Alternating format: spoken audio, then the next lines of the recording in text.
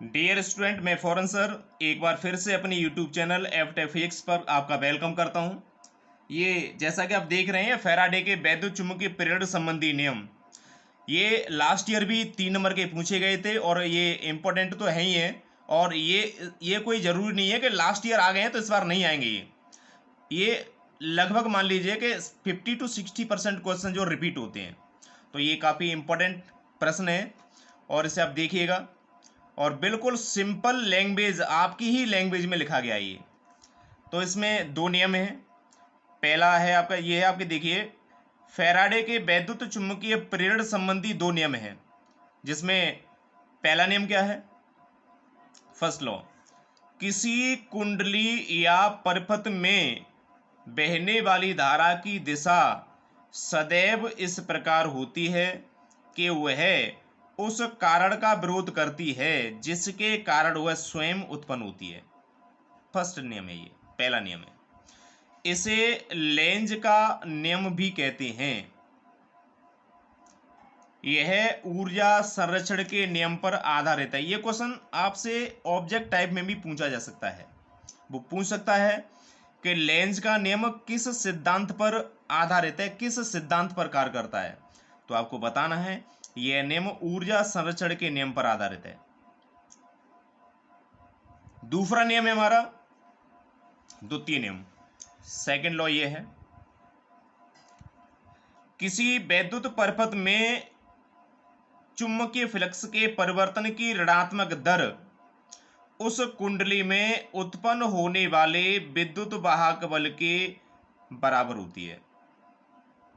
इसे न्यूमैन का नियम भी कहते हैं। किसका कहते हैं? न्यूमैन। न्यूमैन, ध्यान रखना, न्यूमैन का नियम है ये, न्यूमैन का नियम कहते हैं इसे। अर्थात विद्युत वाहक बल बराबर होता है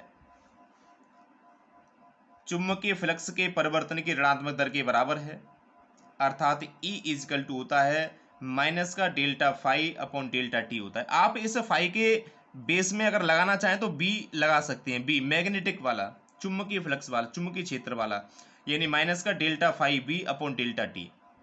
और इसका फॉर्मूला विद्युत वाहक बल को ई से लिखेंगे तो ई इजकल टू हो जाएगा माइनस का delta phi B upon delta T. अगर इस कुंडली में अगर फेरों की संख्या दी हो, अगर इसमें अगर फेरों की संख्या दी है तो आप फेरों की संख्या भी लिख सकते हैं। यूनिट देखिए, यूनिट चुंबकीय फ्लक्स का जो मात्रक होता है वेबर होता है और समय का सेकंड होता है, वेबर अपॉन सेकंड होता है, वेबर पर सेकंड। और वेबर पर सेकंड को वोल्ट कह देते हैं, क्योंकि विद्युत वाहक बल का आपने पहले भी पढ़ा होगा, विद्युत वाहक बल का जो मात्रक होता है वोल्ट होता है, तो वेबर पर सेकंड को वोल्ट भी कहते हैं। इसका अवकलन रूप क्या रहेगा, डिफरेंशियल फॉर्म क्या रहेगी इसकी?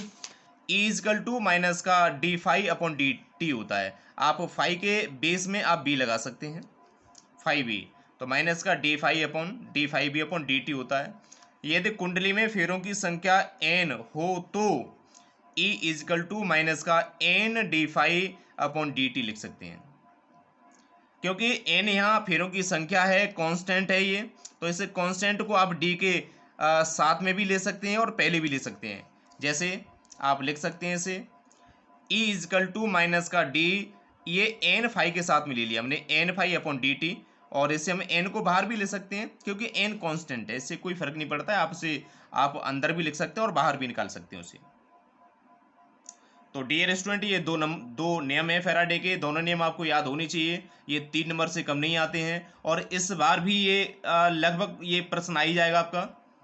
तो वीडियो आपको अच्छी लगी है तो वीडियो को करें लाइक और इसे सब्सक्राइब करना ना भूलें, क्योंकि 7 तारीख को, 7 अप्रैल को आपको 70 में से 70 लेके आने हैं थ्योरी के अंदर। 70 और प्लस 30 प्रैक्टिकल होता है, मैं थ्योरी की बात कर रहा हूँ। 70 में से 70 लेके आने हैं। मैं अभी और आगे वीडियो डालने वाला हूँ, तो आप वीडियो को देखते रहें और चैनल को सब्सक्राइब जरूर कर लें। Thank you.